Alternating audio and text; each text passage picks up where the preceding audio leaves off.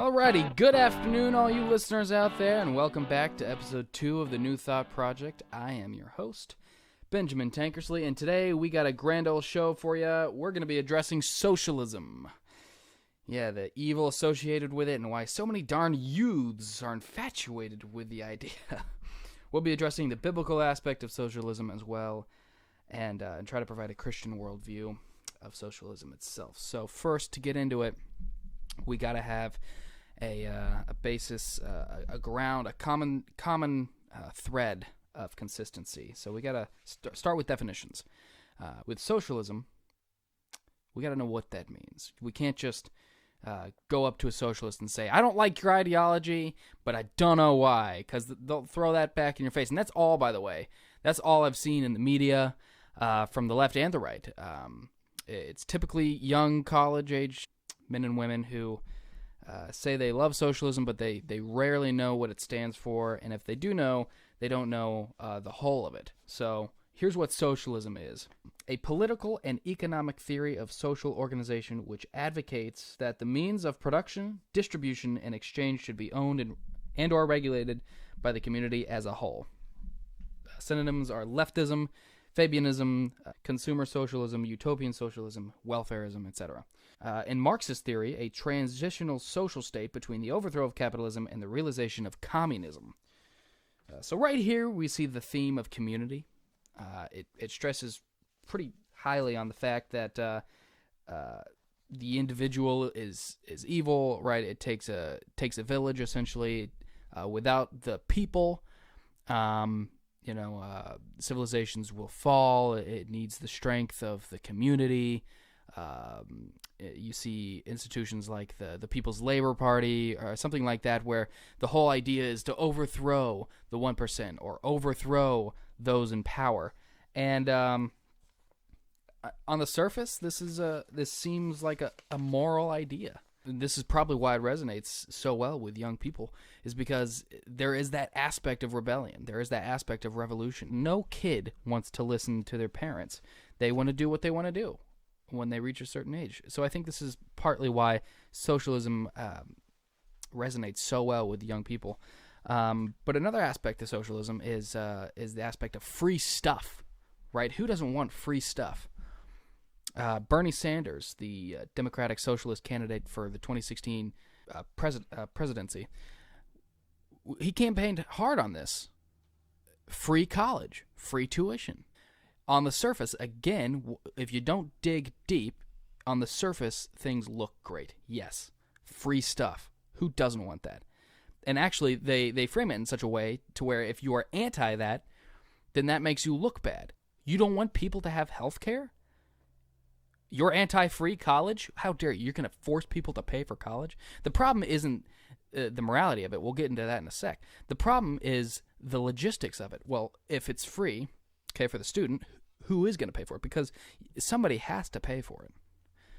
So usually what happens in socialistic principles and socialistic thoughts and bills that they try to pass, it's usually the taxpayer who pays for it. So while it seems to be free, the taxpayer ends up paying for it anyway through higher taxes.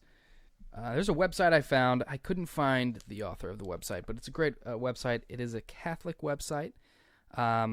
Politically, it has some great points. Theologically, I'm not really so sure, but I found this little article about socialism. And the author of this article goes into 12 pretty good points about the aspects of socialism, and they really try to express how Catholicism and socialism don't go hand in hand. So while that may be true, I would also argue that socialism doesn't go hand in hand with really any religion, especially the Judeo-Christian religions. But just go through these points and address them like such. Again, I couldn't find the author, and that just sucks. I really want to give them credit for this. But again, the website was americaneedsfatima.org. But they state, number 1, metaphysical egalitarianism. This means that the idea of the absolute equality is the fundamental assumption of the socialist view of man, society, and the universe. All other principles of socialist ideology stem in one way or another from this fundamental principle. And that's true. Again, back to the surface view of things. On the surface, everybody should be equal, right? The richest of the rich, the poorest of the poor, everybody's equal. And a statement on a socialist website I found said that the one of the goals of socialism is to get rid of classism. And then that's just getting rid of, again, the super rich, the 1%, and the poorest of the poor, trying to make everybody equal. The problem with this is it eradicates merit. It eradicates personal responsibility and really the individual.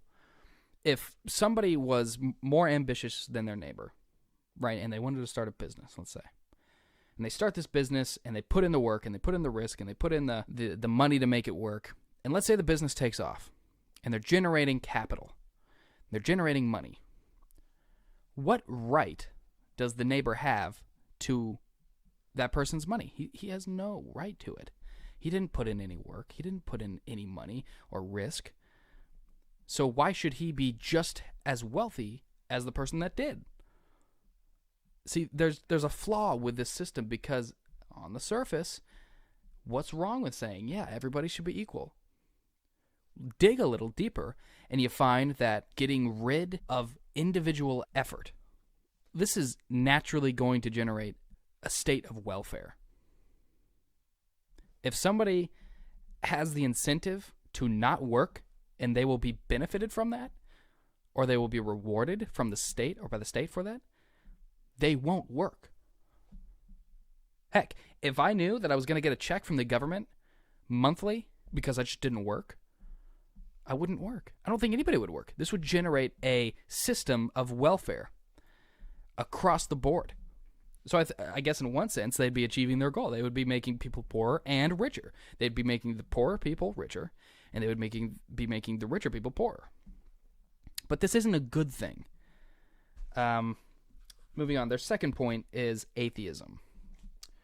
And they say this under that point. The assertion of an infinite, omnipotent, and omniscient God clashes head-on with the principle of absolute equality. It must therefore be rejected. Indeed, what greater inequality is there than that between the Creator and simple creatures? I think this point is spot on. In a socialist government, there is no room for religion.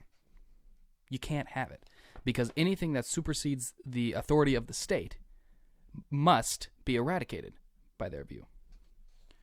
Socialism eventually leads to state worship and the abolishment of religion. In order to have a total and quote-unquote pure communist state, the government must eradicate any form of morality that would contradict the state's motives.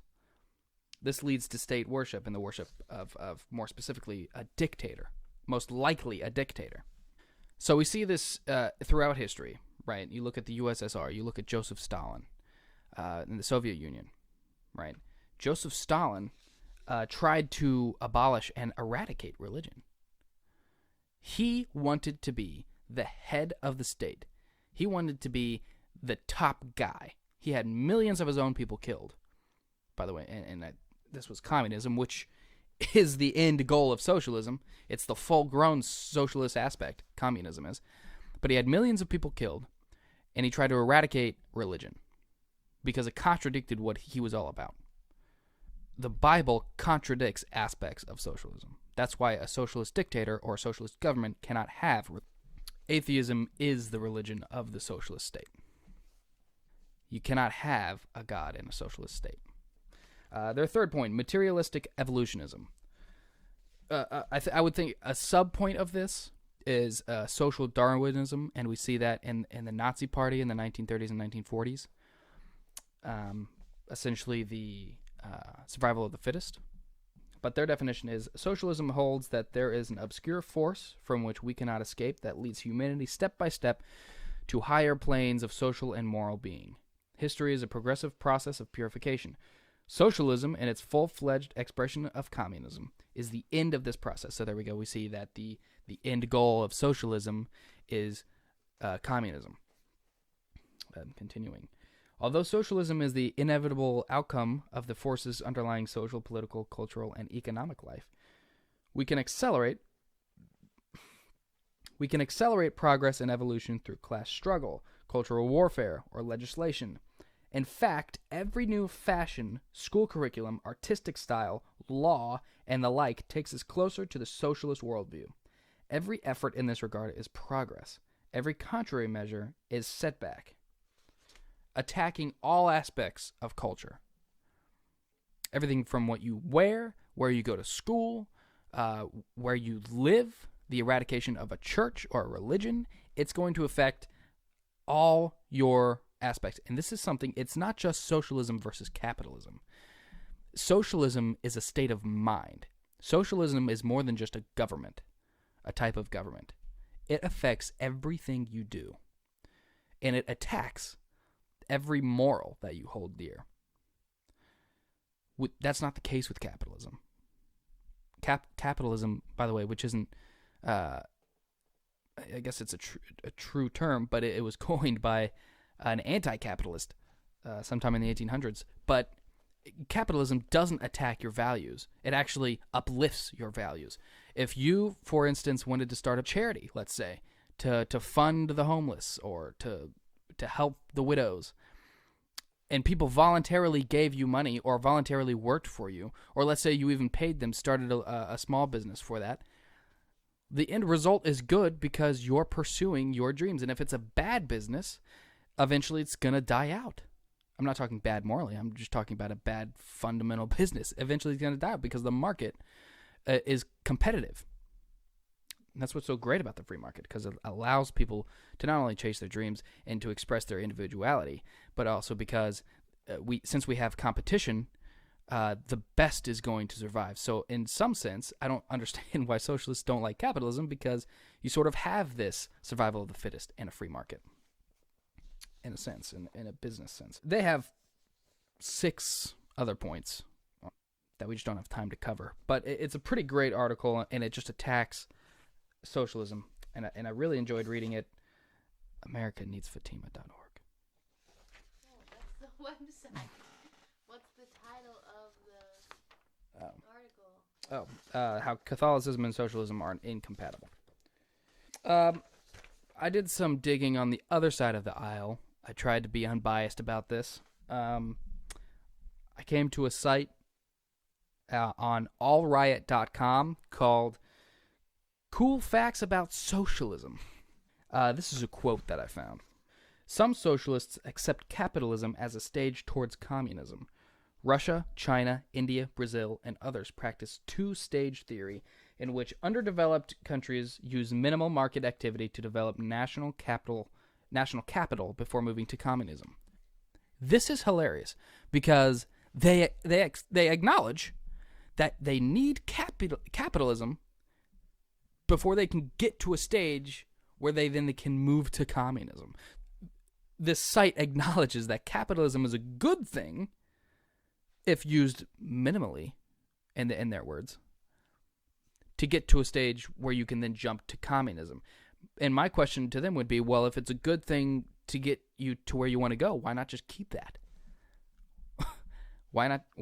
Because it's all about a central governmental power running your life. The fundamental aspect of that is greed. People say all the time that capitalism is based on a system of greed, and in part that's true, but it's not about holding the power and running other people's lives. It's about making your own life better. Right? Somebody got tired of washing clothes with their hands, and we have a washer and dryer.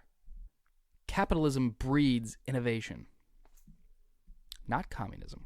Communism suppresses individual thought. Point number 2 is another quote I found on that same site. Quote, socialism is a system of political economy where people collectively own the ability to produce goods, abolish or limit market activity, and eventually work towards communism. The complete abolishment of private wealth, money, and classism. I have so much to say about this quote. I don't even know where to begin.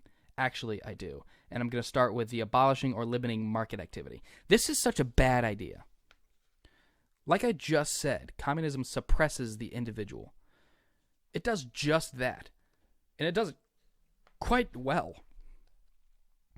Because they have to go through several stages before they can get to a point where they can actually suppress something. They have to first take away your rights. By the way, these are inalienable. The great thing about America is that we have inalienable rights. A lot of people don't know what that means. That means that these rights do not come from the government. They are not granted to us by any human. They are given to us. They are granted to us by God. That's what that means. This is really starting to bug me that I'm seeing all over the place safe spaces. Right? That bugs me. I believe that somebody should have the right to flat out cuss you out. I don't agree with that. I don't agree they should. But I think they should have that right, because as soon as we start suppressing that right, the question is, well, who has the authority to suppress that? Well, the government. Okay, the government. One year, the government could have the agenda that hate speech is bad. Again, that's a different, we'll get into that next week. But let's say that they constitute what hate speech is, or they constitute what is good and what is bad to say. Well, then the following year, that agenda could change. So all of a sudden, you can't speak about God in public. Or all of a sudden, you can't talk about your business. You can't promote your business. We see this in World War II with the Jews. Their businesses eventually got stolen from them, were stolen from them because their rights were suppressed by the government. And I'll have you know that Nazi stands for National Socialist Party of Germany. Socialist. Why do we glance over that? Why do we let socialists in this country get away without knowing that fact? By the way, did you know that the Germans were National Socialists? Yeah, there's a bomb for you.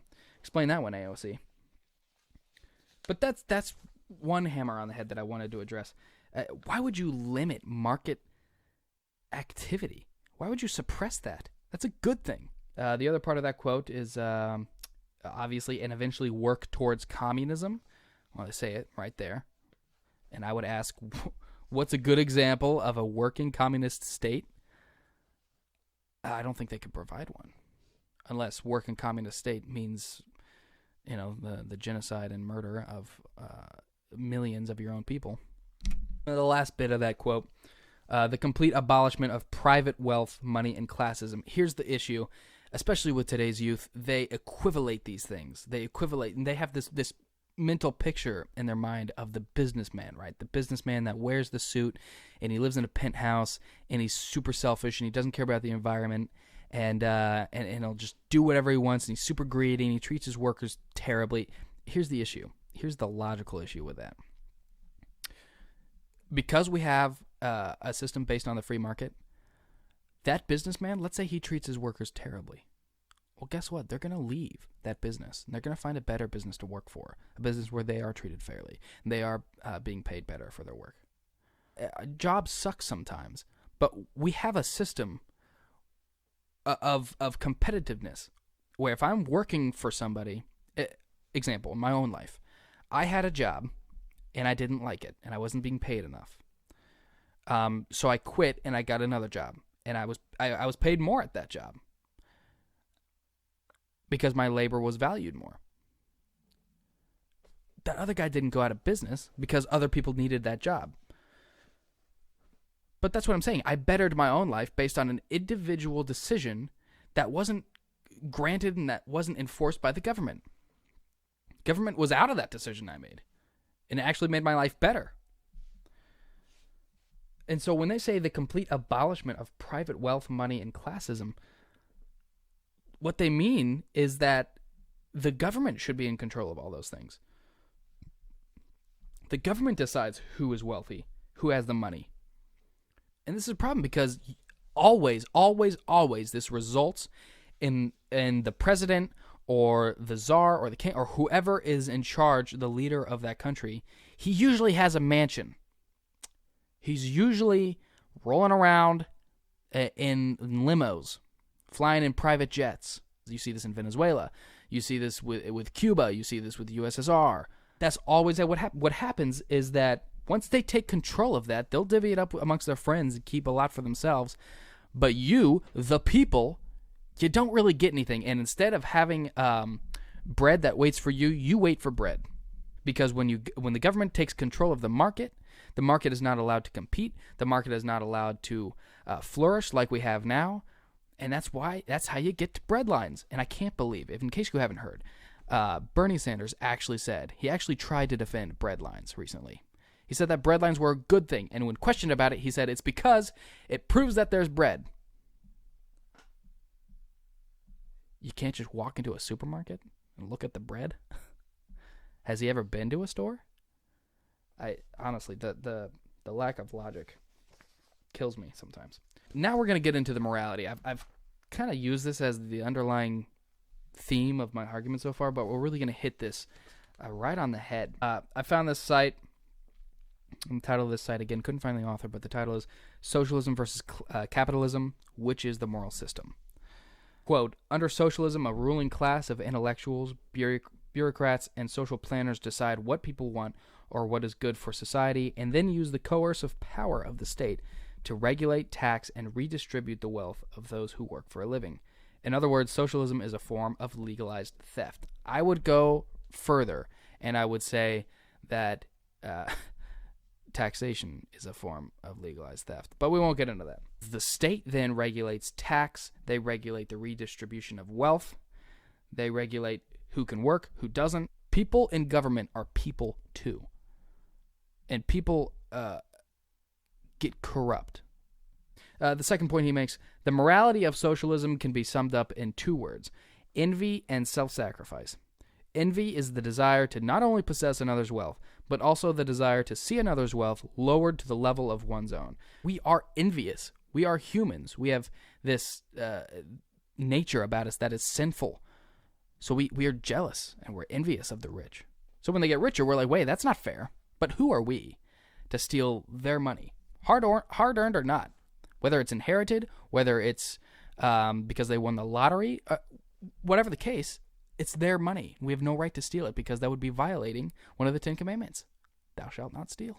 Continuing with his quote, socialism's teaching on self-sacrifice was nicely summarized by two of its greatest defenders, Hermann Goering and Benito Mussolini. The highest principle of Nazism, National Socialism, he said Goering is, quote, common good comes before private good, end quote. Fascism, said Mussolini, is, quote, a life in which the individual, through the sacrifice of his own private interests, realizes that completely spiritual existence in which his value as a man lies, end quote. End quote. So they're preaching the ideal aspect of basically communism, right? When somebody sacrifices their own individual pursuits, he benefits society. He benefits the community. Well, look how both of their systems ended up. That should pretty much tell you everything you want to know about the system, about socialism, about communism. So now we'll get into the morality of capitalism. Individual pursuits allows men and women to pursue life, liberty, and the pursuit of happiness. Right? That's written in our Declaration of Independence. I am allowed to pursue life, liberty, and the pursuit of happiness. Interestingly enough, and ironically enough, socialism and communism attack all three of these things. Under communism, Joseph Stalin had millions of people killed. There's the destruction of pursuing life. He imprisoned many people, including his own son. There's liberty. And I'm sure those people weren't happy. So how could they pursue happiness? But what does pursue happiness mean? You have to have a free society. You have to have a free market in order to pursue happiness. Now we're going to get into the biblical aspect. The 10 Commandments, I believe, is the foundation of the Bible. When questioned about it by the Pharisees came to Jesus and they said, which is the greatest commandment? And they tried to trap him, right? And Jesus said, the greatest commandment is to love the Lord thy God. And the second is like it. Love thy neighbor like yourself. Okay, so what's cool about the statement is that the first 3 or 4 or 5 commandments of the 10 Commandments address how to love God. And the last bit addresses how to love your neighbor. So he answered them with the 10 Commandments. And it was just brilliant. Starting with the first one. You shall have no other gods before me. Socialism eventually leads to state worship and the abolishment of religion. I said this earlier. I said this verbatim earlier. Because in order to have a total and pure communist state, the government must eradicate. They must eradicate this religion, especially Christianity, and the government and the state under a socialistic and communistic system cannot coexist, because the authority of religion is God. So on the one hand, you have Christians who are trying to live by what God is telling them to do, and on the other hand, the state objects to that because they are they have an atheistic system. Number 2, you shall not make idols, or thou shalt not create any idols. Socialism inevitably creates idols of some kind or another. Flags, posters, emblems of the state, and statues all indicate some form of an idol. In China, Mao Zedong had posters of himself everywhere. Kim Jong-un appears everywhere in North Korea, from the TV to a poster to a statue. It's state worship. Joseph Stalin, same thing. This is your glorious leader of the glorious revolution. North Koreans are actually preached. Kim Jong-un is infallible. He benefits your life in every way. He provides for you. He gives you clothes. Basically, substitute everything God does for you and insert Kim Jong-un. That is preached in North Korea. Number 3, thou shalt not take the name of the Lord your God in vain. Blaspheming God would become a regular routine in the name of the state. If they eradicate God from schools, from public life, from private life, there's no point any longer to revere God. There's no point to fear God. Number 4, remember the Sabbath day to keep it holy. Eradication of any religious ceremony, especially as it relates to Christianity. Celebration of the state would be the crux of all celebrations and holidays. Weekends would be filled with socialist or communist propaganda. So instead of the Sabbath, they would probably institute rest day or whatever.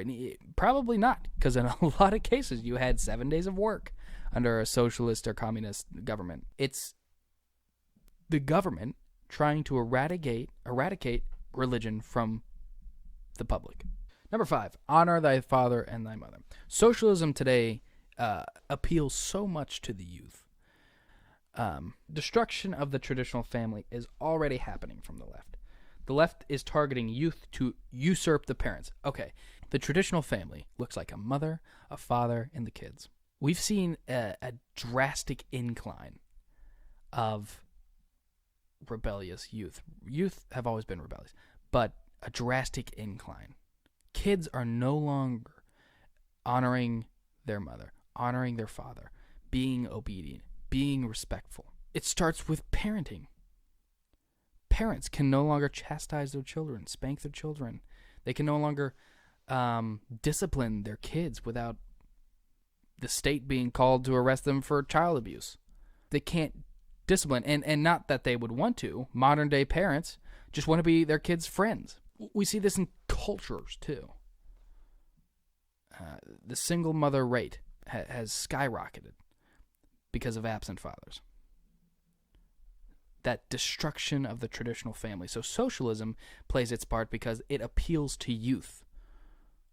It going back to what I said earlier, it's that aspect of revolution, that aspect of rebellion. You must rebel against the patriarchy, and part of the patriarchy is a strong fatherhood model, is a strong father model in the family. So naturally, you got to rebel against that. Number 6, thou shalt not murder. Murder is justifiable by any government agenda. Right. I mean, with Joseph Stalin, millions were killed. Murder is justifiable under any government agenda. And this violates this commandment. And it, unfortunately, it's rampant in communist and socialist countries. I shouldn't say that. It has been in the past. You don't see this in a capitalistic free market society, especially one such as ours where we have the Second Amendment, the right to bear arms. So there we go. Thou shalt not commit adultery. This is just your basic, the abandonment of biblical traditions would result in the rampant surge of heart sins and sexual indulgences. This is already in effect. Nobody really preaches values anymore. But under a socialist state, it would only increase because of the abandonment of God's word. Thou shalt not steal. FYI, socialism is glorified theft. Legalized theft. Everything you have comes from the state, so they can just take it back. Number 9, thou shalt not bear false witness against your neighbor. Ratting someone out who is against the government has been a staple of socialist and communist countries in the past. This go-round would be no different, because a socialist government is a paranoid government. I'm going to say that again. A socialist government is a paranoid government because of the control of power. Once you have control of everything, you're going to be paranoid about any outside or inside threats. So if somebody bears false witness against their neighbor for their benefit, that's going to end very badly for all involved. So you have that. And then number 10, thou shalt not covet. Socialism is based off of covetousness. Coveting. It's based off of coveting. And the state does it all. Coveting land takes land. They covet a house, they'll take the house. They want their guns, they'll steal their guns. But it starts with the people. People are envious of the rich. There's now proposals to tax the rich at 90%. 90%. Because people somehow think that it's immoral to be rich. It's just a go-round of breaking just about every commandment there is. So those are the 10 commandments. Thanks for tuning in this week. Next week we're going to cover hate speech. Again, you're listening to the New Thought Project. I am your host, Benjamin Tankersley. And thanks for tuning in. We'll catch you next week.